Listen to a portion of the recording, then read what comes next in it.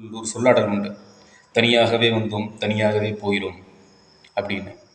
அது மட்டும் இல்லை, தனியாக வந்தோம் தனியாக போகிறோம் மட்டும் இல்லை, தனியாகவே வாழ்கிறோம். வாழ்கிறதும் தனியாக தான் வாழ்கிறோம்.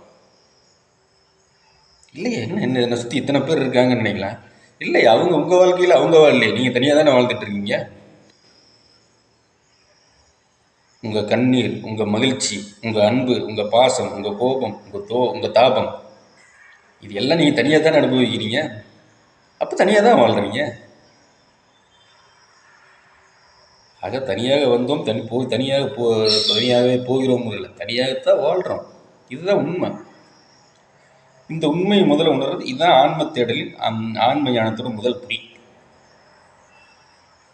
எங்கே தான் செய்யும், நீங்கள் எங்கே போய் யாருக்கிட்ட இருந்து வேணாலும் தப்பிக்கலாம், ஆனால் உங்கள்கிட்ட இருந்து நீங்கள் தப்பிக்க முடியாது.